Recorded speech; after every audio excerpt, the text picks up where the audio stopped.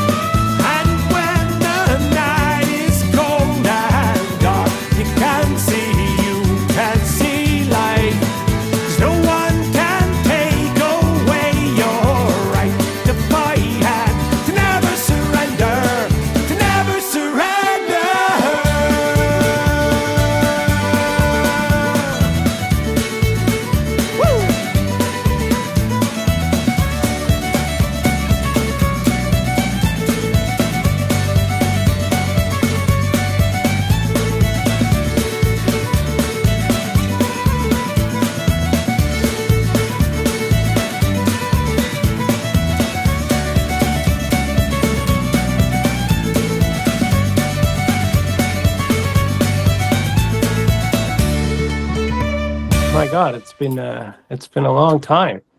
20 years, bud, I think. 20 years, probably, yeah, something like that. Where are you right now? Blaise Bay, Cape Breton, Nova Scotia, God's country, right here. Yeah, lovely spot.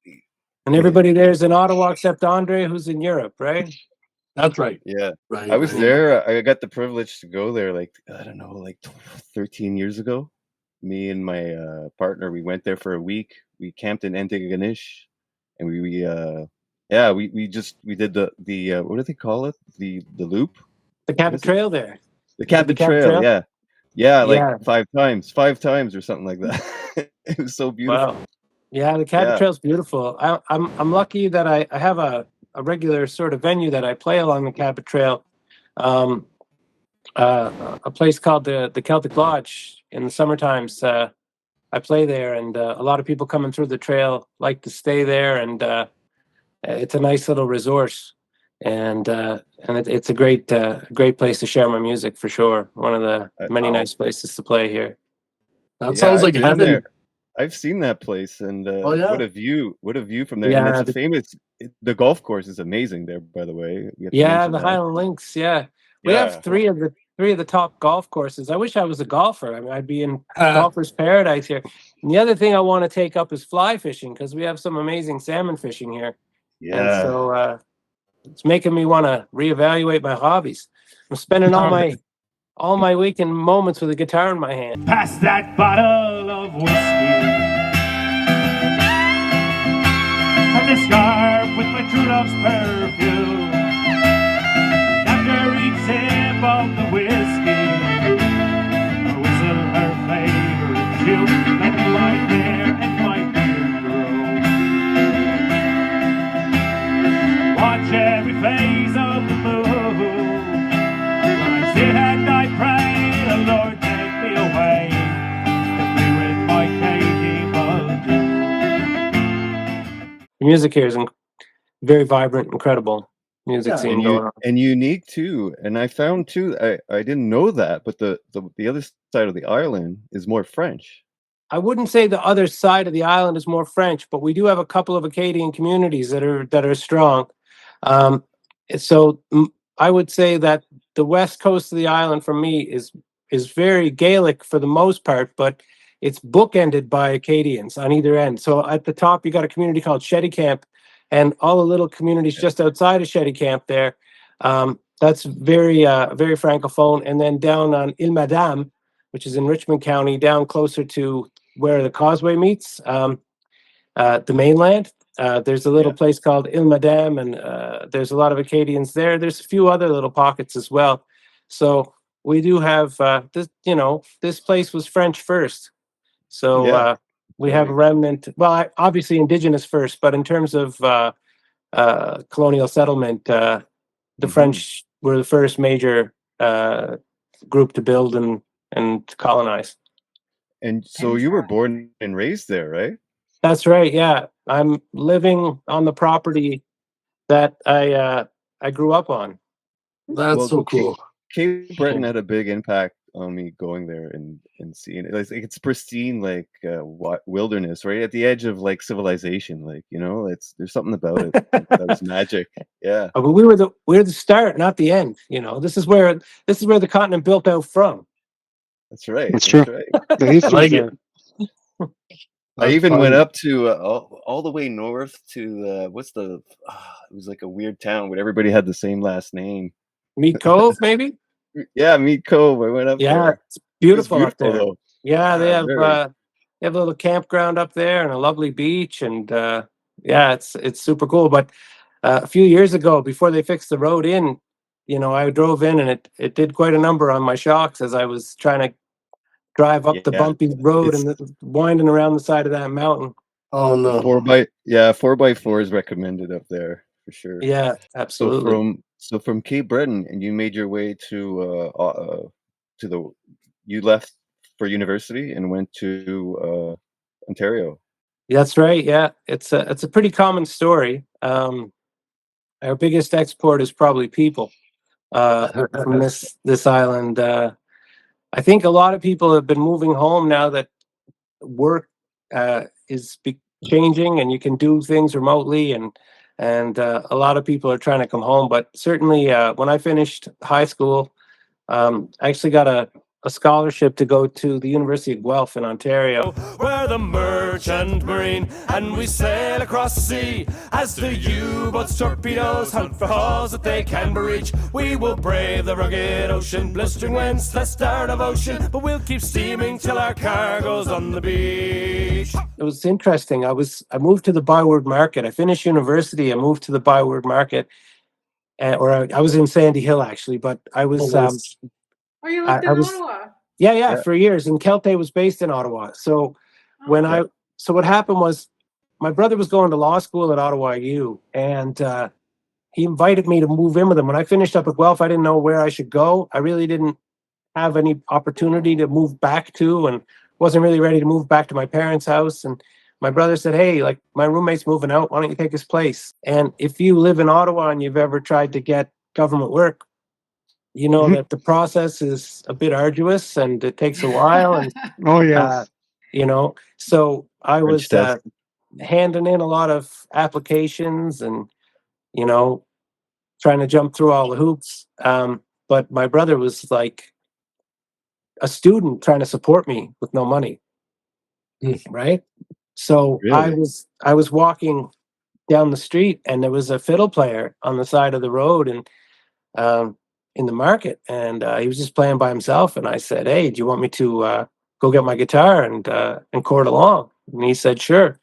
And so I went and got my guitar, and all of a sudden he was making twice as much, like so it was good. And then Wow. another guy came along. Crazy. And he's from Newfoundland, and he said, "Oh, I got an accordion and a bowron and a tin whistle home. Let me go get that." And so he ran and got his instruments, and he joined. And then we're drawing crowds all of a sudden. So Holy instead of shit. just somebody throwing a toonie or whatever, like now all of a sudden we're drawing crowds, and we're making sure we're to be nice to the panhandlers because um, the way that it was working was if the panhandlers didn't like you, they'd panhandle right next to you, and then Oh. people would rush by because they didn't want to be stopped by the panhandlers. But if the Right. panhandlers liked you, they'd give you lots of space. So at the end of Wow. every busking shift, we were making about 100 each, but we were putting in 8-hour That's pretty days. good. Wow. 8-hour days busking, and we'd get $100 each in coins after about 8 hours. And then I'd make sure to go hand out, about $20 worth of toonies, a lot of days, not every day, to the panhandlers. And That's a so, great story, man. yeah, That's and a then really basically funny there was story. a few lineup changes over the years as we refined what we were trying to do, and people came and went. But that's how Celtae got started for sure. We started to get business cards on the side of the road and asked to play bars and asked to play weddings, and so all of a sudden we were like, "This is a real thing." So yeah, we went for it. Well, Yeah. that's brilliant, actually. Did That's he an did he awesome get a lot of origin story. did he get a lot of gigs on St. Patty's? Well, I mean, as much as we could handle, St. Right. Patrick's Day is always a Yeah. big day. It's my whole life since I started playing music for money, it's been Most years I play 2 or 3 gigs that day. Yeah. And one of the cool things about when we had Celtae going was there was a lot of energy for that style of music going. Ottawa had Nortel, and the cod fishery closed in Newfoundland, and half of Newfoundland was retrained in IT and doing work terms in Nortel. So we were playing the pubs in Ottawa, but it's full of Newfoundlanders, and they were loving that. And this was when Great Big Sea was kind of riding high. Yeah. Okay. So, Yep. so we were getting kind of lifted by that wave. And those guys showed up to watch us play a few times, which one time was crazy. We're in Darcy McGee's, and they show up because they were playing at the NAC or something. And Nice. our last set, we had Wow. probably 4 Great Big Sea songs we were going to play for the end of the night to get the people dancing. And I'm like, we got to change the set. We can't play 4 Great Big Sea songs in front of Great Big Sea out of 12 or 13 songs. So we had to quickly rejig the set and figure something else that would make everybody dance. Right. But Awesome. what was cool about that was this is before social media. So you guys remember message boards, right? Yeah. So on message boards, the Great Big Sea website had a message board.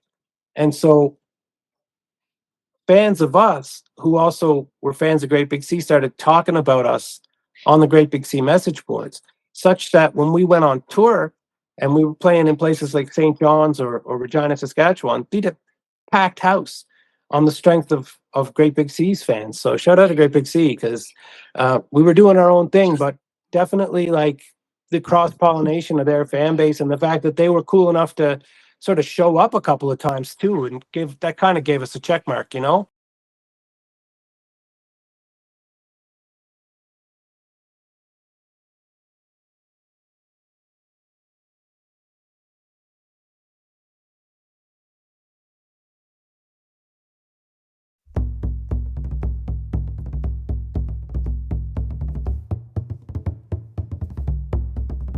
We're the merchant marine, and we sail across the sea. As the U-boats, torpedoes hunt for hulls that they can reach, we will brave the rugged ocean, blistering winds, test our devotion, but we'll keep steaming till our cargo's on the beach. We arrived in Halifax with all we owned upon our backs, for we knew a brave man's duty was to labour for the fight. But it takes more than bravery to survive killers you can't see. Those bastard wolf packs hunt by day and strike by night. We have barely any weapons, every day our lives are threatened.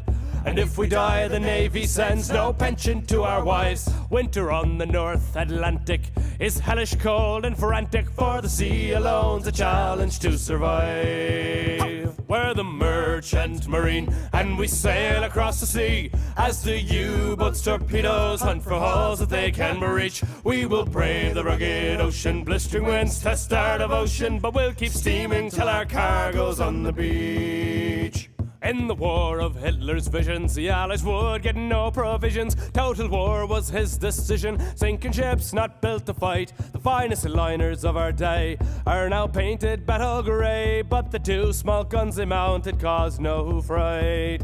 Now it's true we had protection, 2 destroyers in our section, 3 frigates, 2 corvettes to shepherd 50 through the waves. But 1 destroyer's now debris, both corvettes lost under the sea, and our sister ship's an underwater grave. We're the merchant marine, and we sail across the sea. As the U-boats, torpedoes hunt for hulls that they can reach, we will brave the rugged ocean, blistering winds, test our devotion, but we'll keep steaming till our cargo's on the beach. My great uncle was a merchant navy, and so that's why it touched me doing that project with you. It was really special to work on that with you, and it was. I remember we had to take breaks because we were using real footage, and we had to take emotional breaks from, like when you watch a boat get blown up on a screen. You're like, "There's a bunch of people on that. That's not a special effect. That's not a movie. That's that Real deal. That really heavy. happened." And we're piecing this footage together, and but Andre, We worked hard. One of the things that happened, we did, and I got invited in 2003 to sing that song in the House of Commons for the first ever Merchant Navy Day of Remembrance, where they had announced they were going to get pensions finally, and they were going to have a day to be remembered. And the fact that that I got invited to sing that on the first Merchant Navy Day of Remembrance said to me, well, you know, somebody must have heard it, so I was in the right city, I guess, to be singing that song. Congratulations. This year, actually, well, no, 2024, the a group of Merchant Marine cadets sang that song in Europe at the ceremony for the 80th anniversary of the Battle of Utah Beach. So, Really? you know, we had Juno Beach, the Canadian ones, but the Americans had Utah Beach, same big war. And so they sang my song on the beach. So then I got contacted by a Merchant Marine Academy in Manhattan, and they wanted to actually have me down and sing the song. But unfortunately, political realities changed before that could happen. And the, you know, what had been a very close military alliance is now, as you know, on some rougher ground. So the visit's been canceled, unfortunately. That's too bad. Yeah, That's too bad, it is too bad. But that video, it's like an old account. It's got like 500,000 people who watched it or something like that. It's ridiculous. It's amazing And to then me. I regularly get contacted from people who found that video, and they want choral sheet music for it, or they want to do it for this event or that event, or they want to, you know, it's it was worth doing that YouTube video for sure. Do you know I made a HD version, eh? I now I send people to that version. Well, I was going through my archive of stuff that I've done over the years, and I'm like, oh, well, I gotta just convert this and make it nice. I could probably make it even nicer. My friend does AI where they can just convert it like really high quality. That must be cool. It's it looks good now. But, you know, I'm pretty. It's still. But you know what's crazy holds to up. me, Andre, is how good it looked before, and now you put the new one up, and now how the other one looks to my eyes, and it's wild to me. It looked fine until you got the A/B comparison, you know. Yeah. No, I'm proud of us with that one. Yeah, no, I saw it. It was really cool. I think you guys did a really good job. You want stuff to hold up, you know, with time, right? And I also got a chance to see that Never Surrender cover. Oh yeah, that was pretty cool. So cool. Amazing. I it's such a different take that you have on the song. Like, I actually listened to the words in a different way, and the video was also really cool, and I just loved it. And I'm going to share it. Thank you so much. Really nice. Yeah, I like the Celtic style. Yeah, it was that was a fun project as well. I worked with a very talented guy, Matteo, on the editing and for that video. And what's cool about that is it started out as two things. One was I was asked to sing a couple of songs for a dementia fundraiser in London, Ontario. And so the parts of the video, you can find me singing that acoustically with the background that looks very similar on YouTube, because that wood, stacked wood behind me. Mm-hmm. So we shot a live performance of me doing that. And they said, you can use the footage for whatever. Thank you very much for donating your time. Now, at the time, my mother had dementia, and so I was happy to do that. And then I was preparing for a big concert at London Music Hall, and I wanted visuals for behind me. So I sat down, and we were cutting together visuals to sort of tell the story for live performance. And about 3/4 of the way through, it just dawned on me that we had 75% of a music video, and all we had to do was bring in the footage from that live performance, and if we could sync it up, we probably could have a nice little music video as a freebie from these two unrelated projects. And so once we got the cut ready for the show, we set about inserting live performance cuts from that other video that was shot. And so it was a really fortuitous thing that came together really in a couple of weeks. And it ended up, I mean, doing the song, that was the hard part. But the video, which I think turned out great, was really just some luck, you know, that it came together that way. Well, it turned out really nice. You get some really nice footage of the island, and yeah, looks good. Yeah, so that was all. Here's I'm gonna tell us that's all stock footage, and Yeah, Oh, wow. it was important to. We took a lot of digging through stock footage to find the same actors doing other things, uh-huh. and the idea was we Yeah, want to see them sad, and then we want to see them kind of overcome it and be happy. Same actor, That's and right. awesome. that's not how the search works on the database. Like, so we were really we found we were going through a lot of different trying to searches, trying to figure out if we could string together enough little stories to make Yeah. something make sense. And Really? I would have yeah, never guessed. yeah, so that was what we ended up doing. And lucky for me, there was a lot of nice footage of where I live and places that look like where I Yeah. live. Nice. But also the people going through what they were going through, and really that's Mhm. the message of the song. So trying to find people kind of overcoming adversity, and yeah, so shout out to the stock footage. That's really Very told cool. the story. And the cool thing about that video, if you look at the first comment, it's pinned comment, is Corey Hart himself Oh, he decided endorsed it. to come on and compliment the video and the song. No one can take away your right to fight and to never surrender, to never surrender.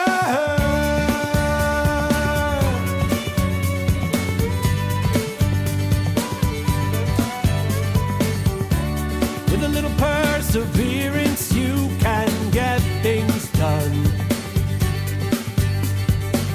Without the blind adherence that has conquered some. And nobody wants to know you now. And nobody wants to show you how.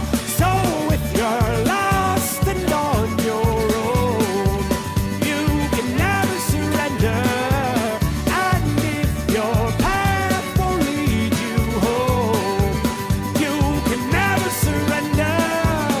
And when the night is cold and dark, you can see light. 'Cause no one can take away your right to fight and to never surrender, to never surrender.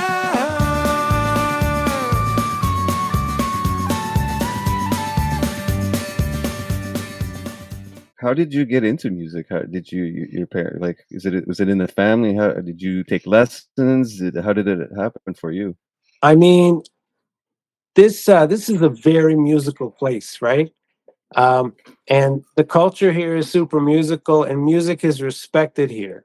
Like, so the way that in a lot of small towns in Canada, it's just normal for every kid to start hockey, you know, and some of them find out they're good at it and keep going, right? Yeah. So I would say on this island, most people and most people's parents would like give want the kid to take some music, and see how it goes. And that was certainly the case in my household.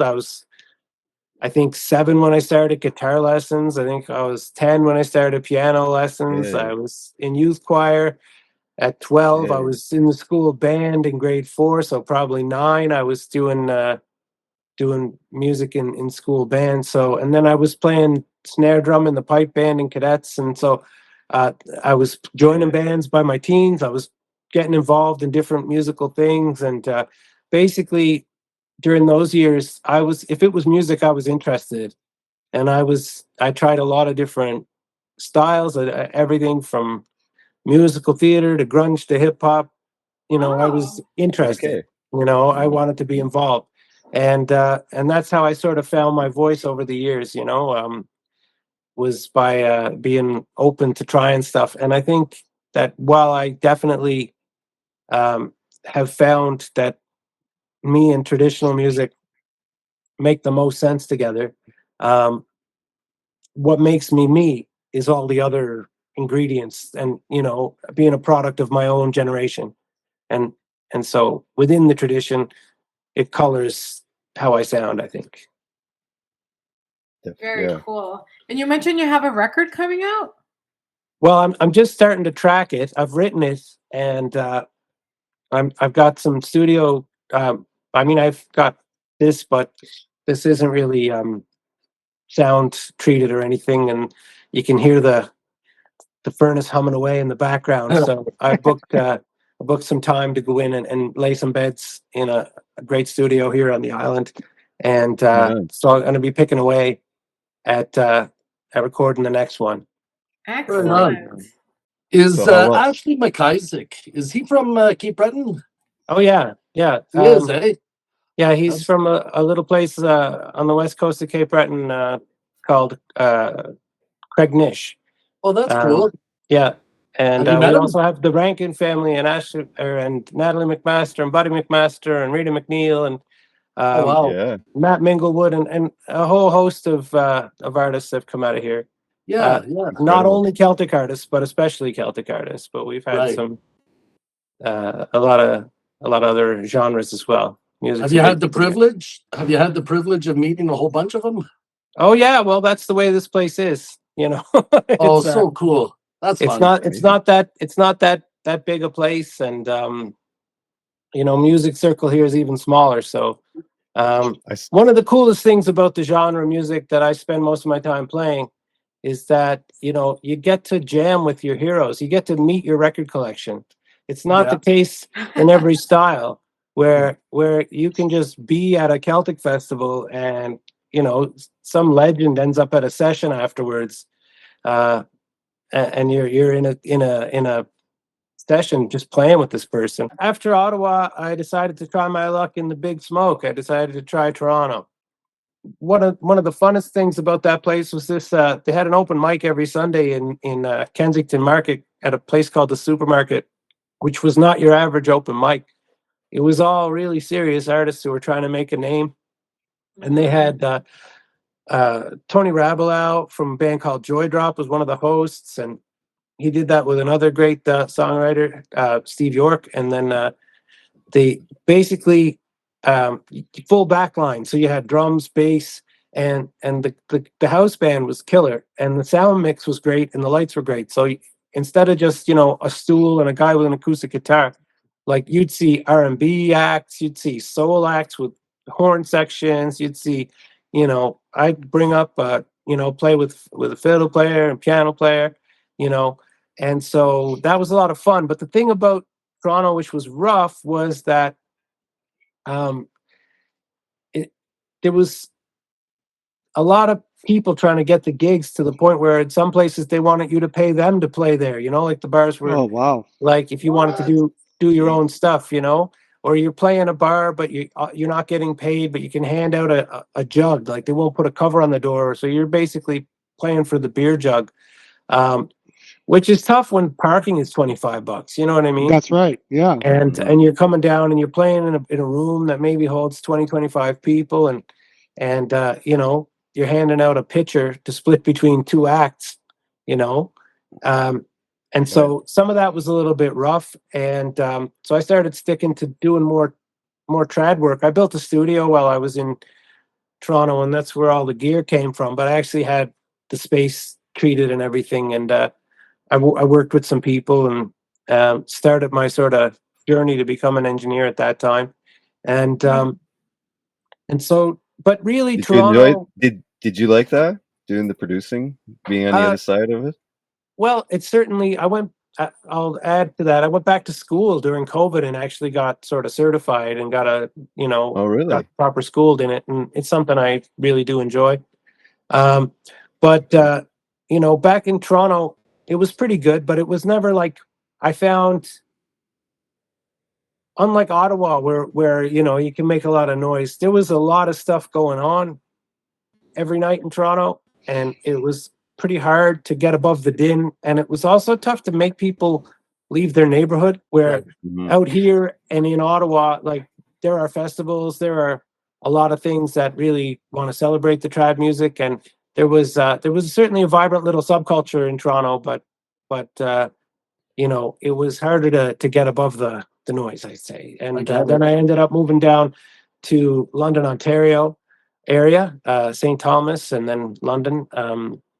So that was all before I moved back here. And so it was in London that I studied at Fanshawe Engineering. College doing music industry arts and everything. Interesting. And you were Hey, a Nathan? professor too? Is that what I saw? You were a professor down there? Yeah, I was teaching, and I had a cool band called Finlaggan on the go. It's unfortunate COVID kind of took that band apart, but that song I mentioned earlier called Captain for the Crown was released under the name of the band Finlaggan. Some really talented guys Oh, nice. that I got to play with down there. We had a cool little band going, but That's COVID cool. kind of took it apart. Lights, loud sound, and oh, feels like the fight's still going down for this captain for the crown.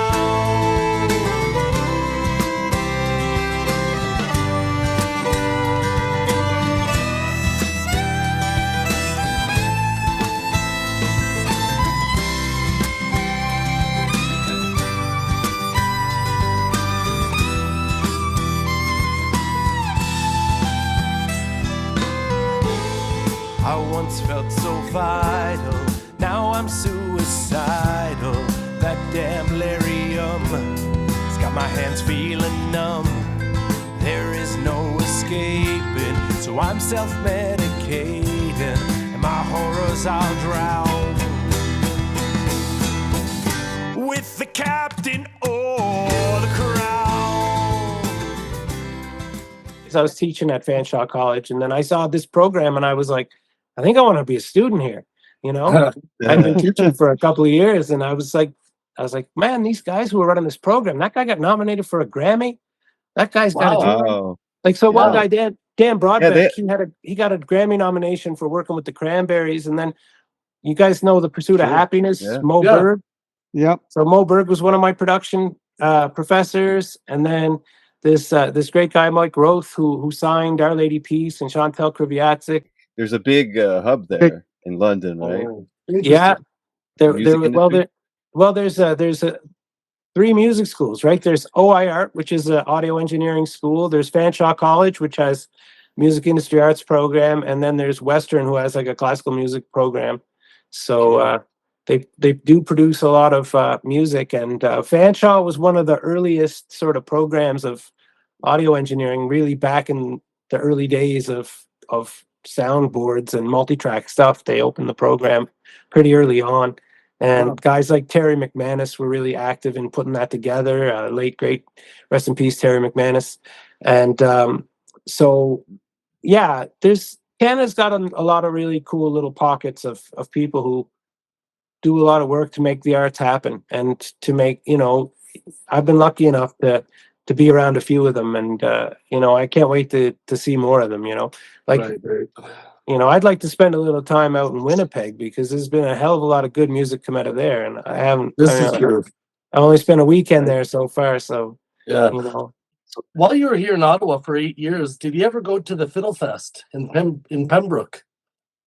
Well, yeah, I did, and the fiddle tradition, that's the Ottawa Valley, or it's Canadian old time fiddle music. It's a little different from sort of Cape Breton fiddle music or Celtic fiddle music, Irish fiddle music. It's but it produces some great musicians, great fiddle players, and great step dancers. And I always found that if I needed them for a Celtic gig, they were definitely able to do the job. Their accent was a little different, if you know what I mean, but it was always good.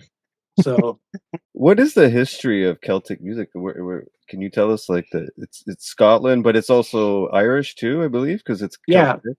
Yeah. So basically, it's a strange thing, because the Celtic people, actually, there's 2 branches of the Celtic nations, and one is called Brythonic, and that'd be like your Welsh, your Breton, and your Cornish. And their music's quite a bit different than the music that I do, but it would technically still be Celtic music, because they are Celtic people. But the side of it that I'm part of is the Gaelic branch, and that would be the Gaelic, if you want in English languages, and that's Irish, Scottish Gaelic, and Manx Gaelic from the Isle of Man, and they're all very closely related.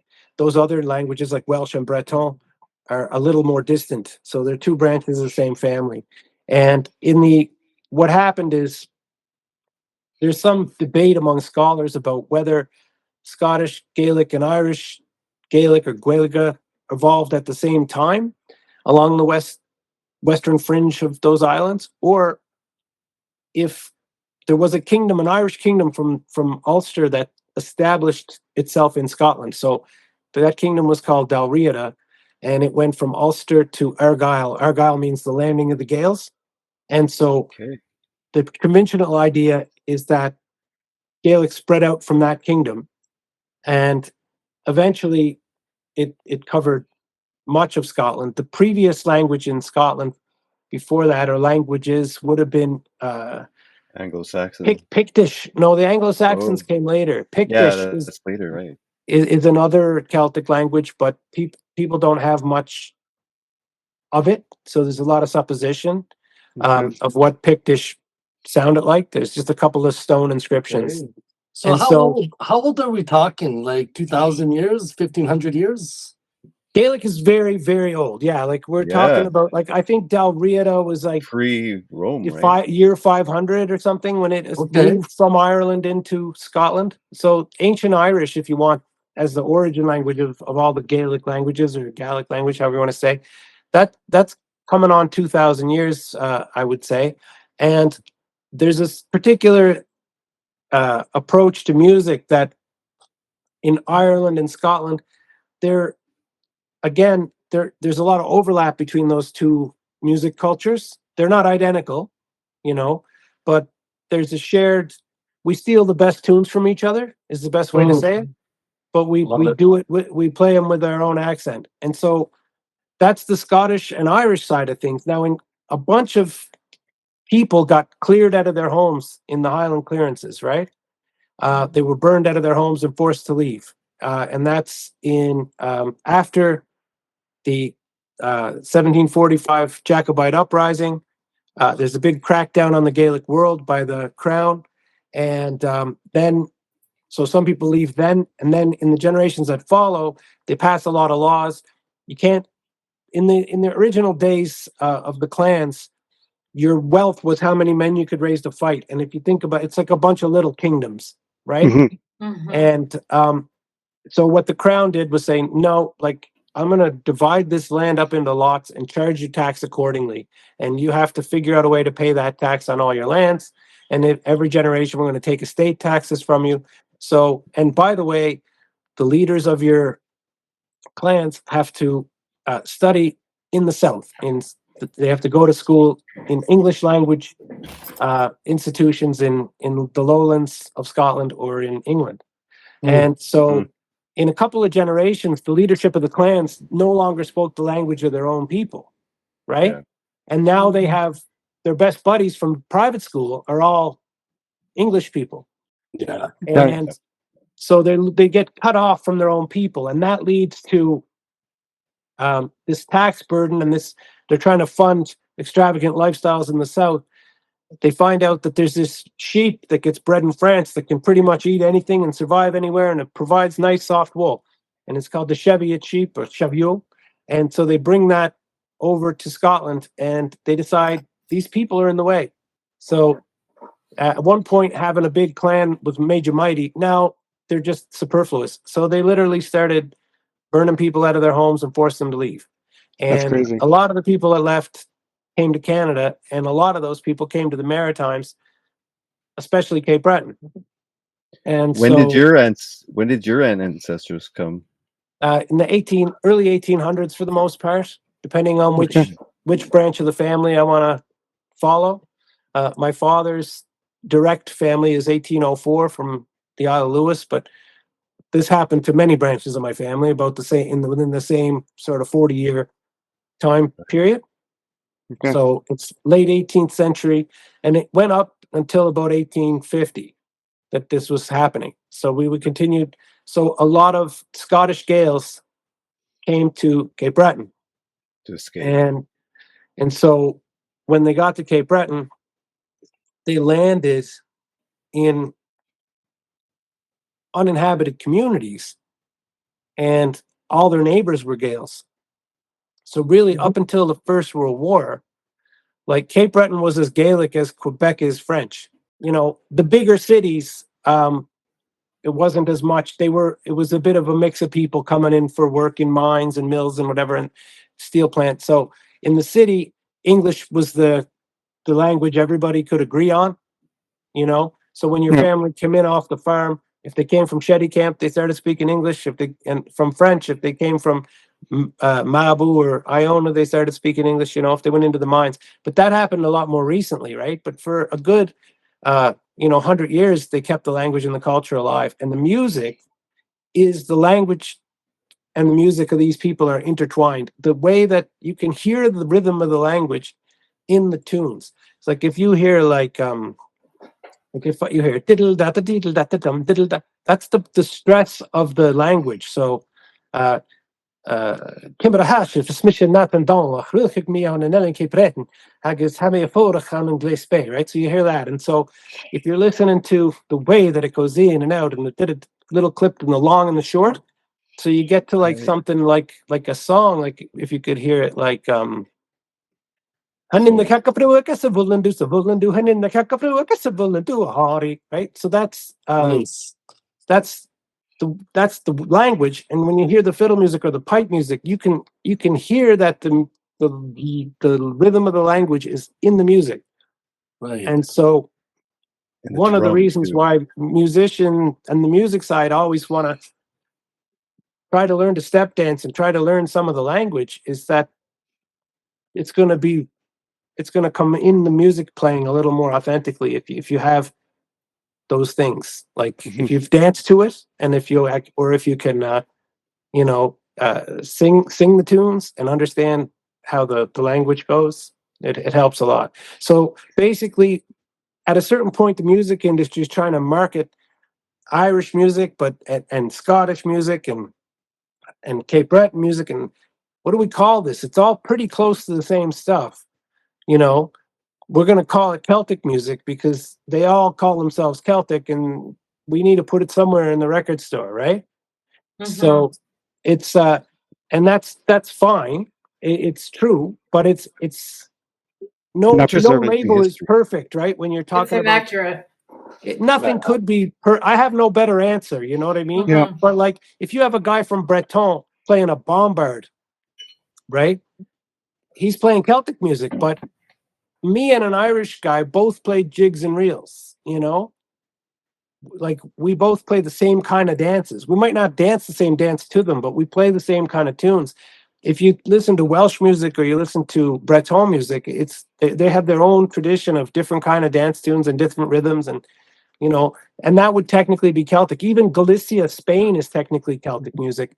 There's a great piper named Carlos Nunez from there, but is it the same genre? It's hard to say. It's really it's definitely the outer limit of the genre, if anything. Like but I appreciate it. It's excellent stuff, but I don't speak the same language. Does that make sense? Where if I play music with someone from Scotland or Ireland or Newfoundland, we have enough in common that we can sit down and play. There's differences, but we kind of speak a common tongue in a way, Such a good that's explanation. Very good explanation. That's so interesting. It really is. You simplified it for us. That's well, also the Celtic culture is so old, right? Like they were big too. They were like all over Europe too, right? In France, and like they spread like pretty big. Yeah, the Celts at one point, were a very dominant force before the Romans sort of ascended. And a lot of people have sort of an older Celtic substrata underneath what later got Latinized or Romanized, like the Gauls in France were Celts, Okay, that's right. And so there's there's linguistic connections, even though French is for sure a vulgar Latin language. There are Celtic and Germanic elements in it because of the Gauls and the Franks, right? And so I was in the mountains of in south of France in the Alps, and there's this place where they have these old like Celtic, like they're shelters, like they're like thousands of years old, and they go back all the way to Celtic times, but they still keep them around. They're all over in the mountains. It's wild. For sure. Wow. So there's sort of two Celtic cultures in France, right? Like there's that Gaul culture from the original inhabitants of most of France. And then when the Anglo-Saxons took over Britain, they basically pushed the Celts that were there to the west, and some of them crossed the English Channel, and that's what Brittany is. And that's why Brittany and Wales have a very similar language, because basically Brittany is Little Britain, people from Britain who got pushed into France by the Anglo-Saxons. Yeah. Super interesting. But then of course the Vikings who went to France became the Normans, and they took over England for 400 years, and that's why English has 60% French vocabulary now. Yeah, so. It's so fascinating. Yeah, exactly. Crazy. So whenever someone gets mad at me about Anglicism, when they speak of French, I always remind them how much French is in English, Yeah, well, that's right. Exactly. Like something as simple as beef, beef and It's beef, pork, right? Like you don't say cow, no, you say beef. Yeah, okay. It's funny. All the fancy words are French, Yeah. All the really simple words are German, and all the fancy words are French. That's hilarious. We eat, that's German, but we want to be fancy about it, we dine, right? Yeah. Yeah. So have you traveled to Scotland and stuff like that?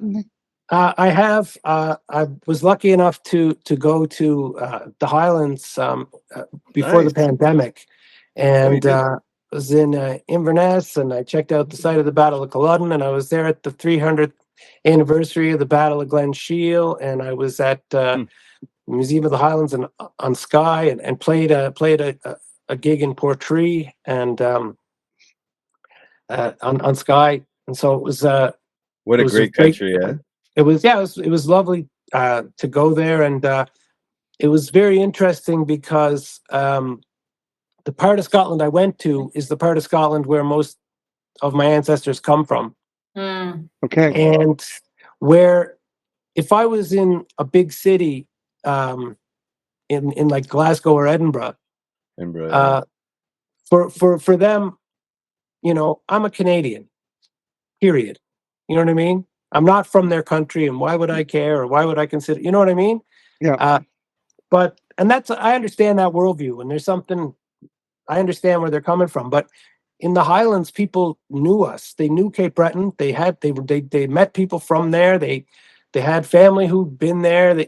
Everybody who knew I was from Cape Breton or Nova Scotia, they immediately treated me like I was home. I was welcomed home. I wasn't treated like, some kind of person who had fancy ideas about my ancestry who decided I wanted to pretend I was from somewhere else. Like, they didn't need to be caught up on the connection. They knew it instantly.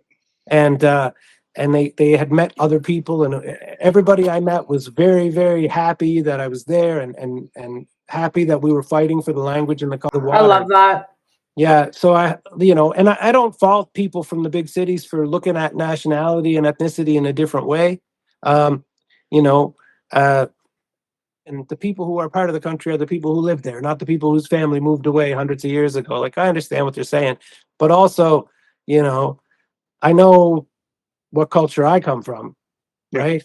And what this island is about, and it's the connection there is clear and undeniable, and it's what makes us how we are, Yeah. So, absolutely. Show me you're my woman, and I'll show you I'm your man. When the sun starts rising and the night has slipped away, I just drink 4 cups of coffee and I'll make it through the day. I just drink 4 cups of coffee and I'll make it through the day. Hey!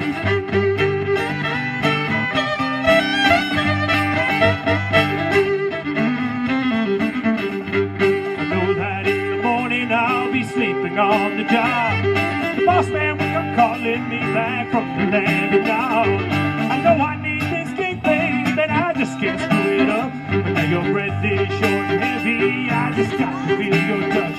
Now your breath is short and heavy, I just got to feel your touch. To go back to your story, how come you went back to Cape Breton after all these years in Ontario?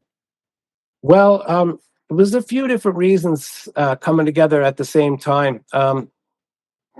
One reason was that my marriage had fallen apart And so I was selling my house and was going to move somewhere, right? And so I didn't necessarily feel like my ex-wife's hometown was where I needed to hang my hat for the rest of my life, right? So I the hear you. question was open, and right about the same time, my mother had been suffering, as I mentioned earlier, with dementia, and so she was kind of asking if I'd come home and help. She Mm. felt her capacity diminishing, Mm. and so I thought, well, why can't I? And I really couldn't think of a good answer. So the work that I was doing at Fanshawe was nothing permanent about it. You know what I mean? It was a term contracts every semester, so I didn't really feel like there was any stability there. Yep. And I thought, listen, I could probably, like, I'm divorced, I'm selling a house in Ontario. I probably have better luck buying a house in Cape Breton. It's the real estate's better. I'll be close to my mother. I can help her as she deteriorates or declines. And the Very other noble of thing, you. the other thing was I'd been singing about this place, and it had gotten to be a long time since I lived here.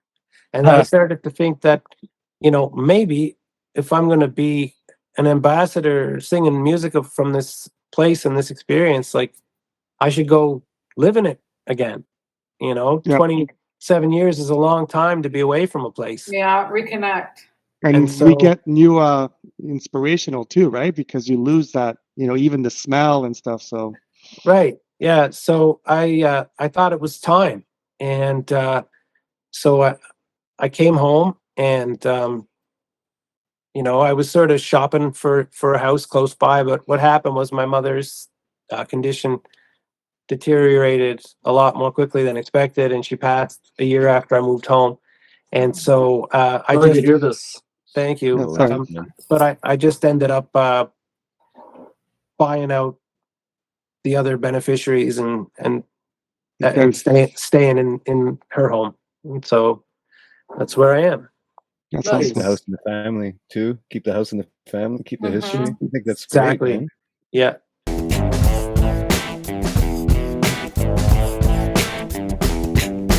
Fire all your cannons, fire 'em till they're done. How strong would you be without your guns? Fire all your venom, fire it from your tongue. Cash the check that made you eat your young. I'll take my opiates, 'cause I'm not coping yet. Take them 'cause they help me forget. I might not know it yet, eyes don't show it yet, but I'll take the final step into the depths. I lost the consciousness.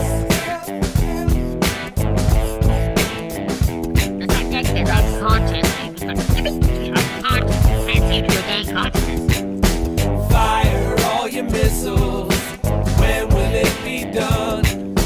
Contracts in exchange for all your sons. Keep the fear train running, yellow, orange, and red. Just keep spending or we'll end up dead. I'll take my opiates, 'cause I'm not coping yet. Take them 'cause they help me to forget. And I might not know it yet, eyes don't show it yet, but I'll take the final step into the depths. I lost the consciousness. Consciously conscious.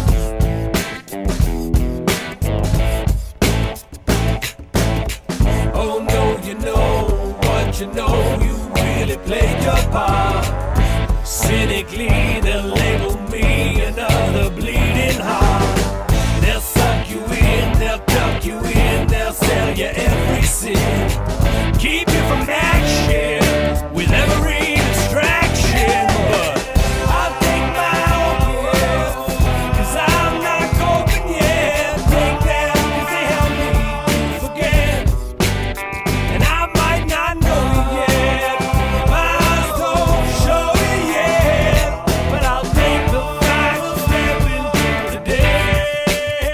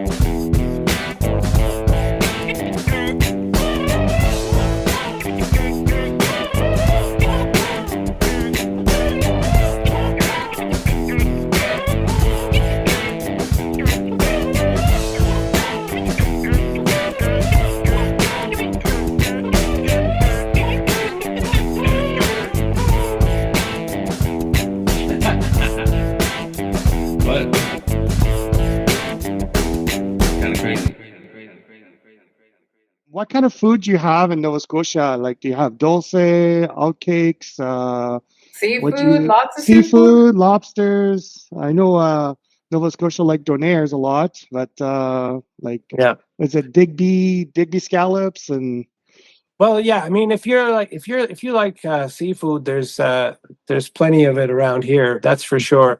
But you know, for me, one of the things that the biggest difference is if you go into any random restaurant in Nova Scotia, you know, you can order pan fried haddock, you know, and if when I was living in Ontario, you could order salmon.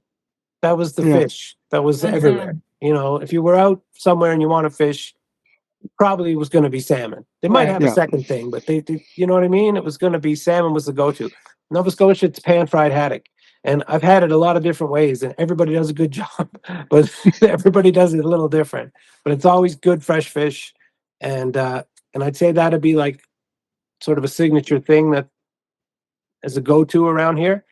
Um, as far as you know, this place has uh, like the rest of Canada is dynamic. There's been a lot of waves of people come here since my wave of people came here, and we have a lot of international students here. So you see food opening up to cater to those communities, which everybody else enjoys partaking in. You know, so just like everywhere else, you know, you can get a shawarma here, you can get Indian food here, you can get do you like get haggis as much Right. than Ottawa? Because Ottawa's kind of hard to find haggis.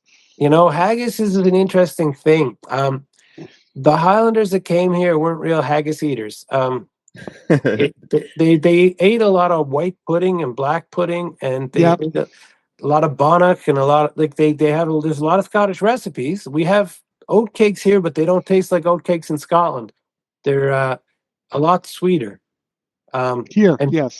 thicker. Where like a Scottish oat cake is more neutral.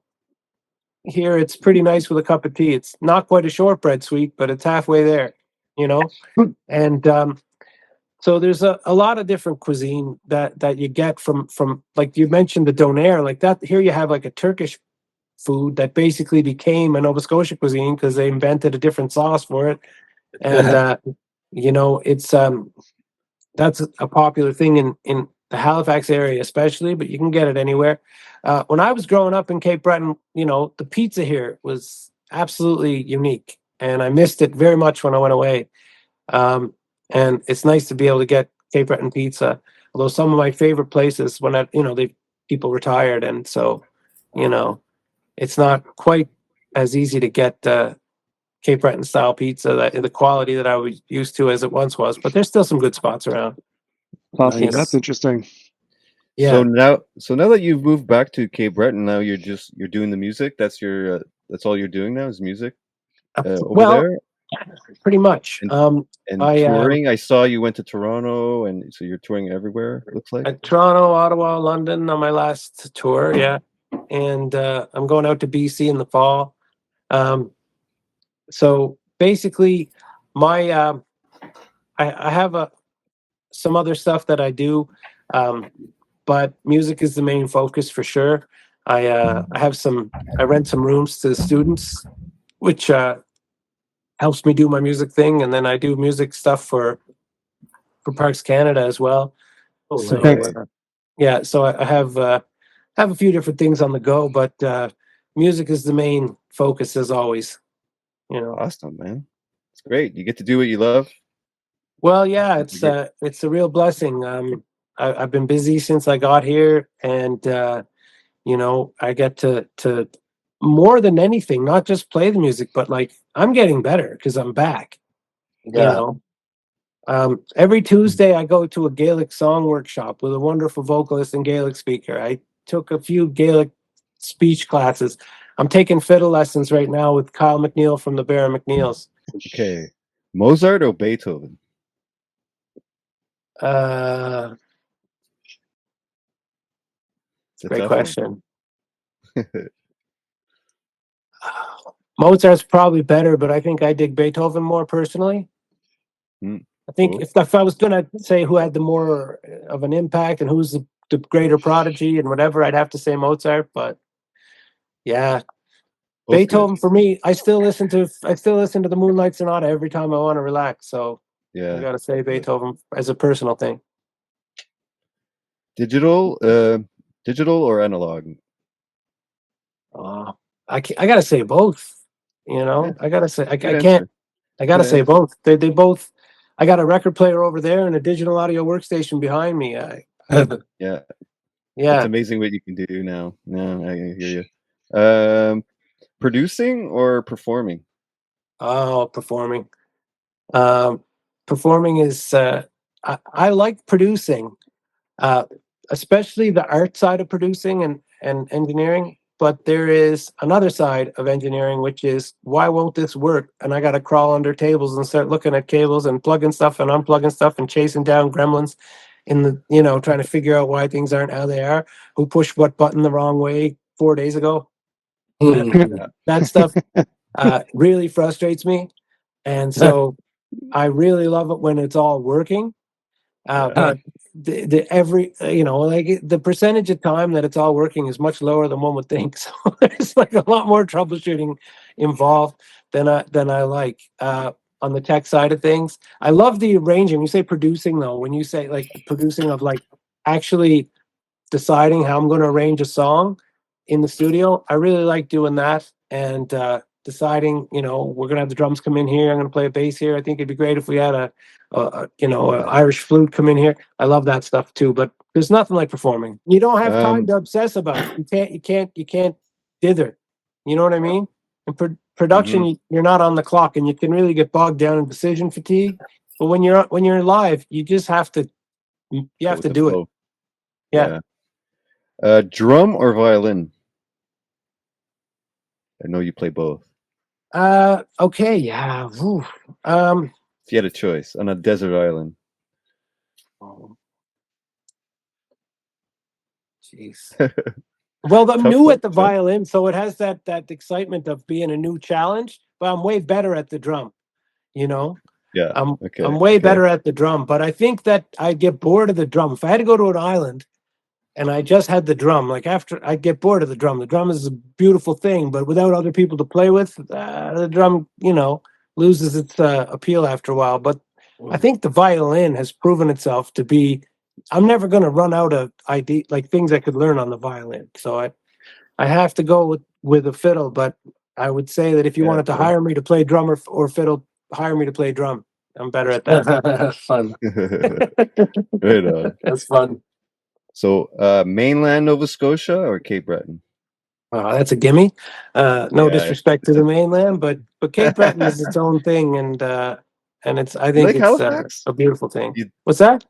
Do you dig Halifax? Of course, I like Halifax, Antigonish, Lunenburg. Like I like parts of mainland Nova Scotia, and I have some roots there. But nothing like home. Island people.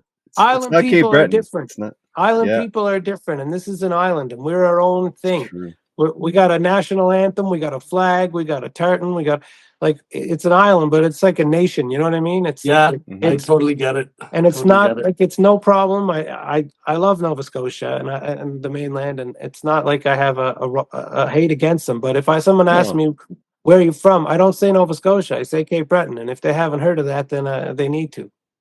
It's funny because everybody says that as well, right? Like, what I mean?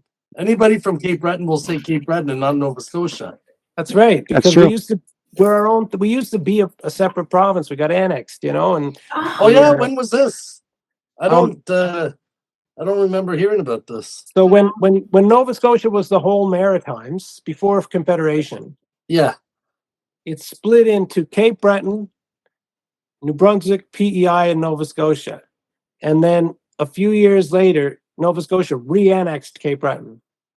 But not only that, so that was one time we were our own, but even during most of the French period, Cape Breton didn't belong to the British, the mainland did. But Cape Breton was Ile Royale. So Cape Breton and PEI were part of New France for a whole long time after, the other part of Acadie had fallen to the English, right? So we just always we have a slightly different history. Everything's offset a little. It didn't go through everything at the exact same time in the exact same way. So it's you know, I'm Nova Scotian, sure, you know, and but I get sent invites for a group of people who are trying to make Cape Breton its own province all the time, and you know, I don't make that my mission to make that happen, but you know, I understand the sentiment because a lot of people feel like Nova Scotia gets equalization payments because of the poor regions of the province, and that money gets spent in Halifax when they don't need it.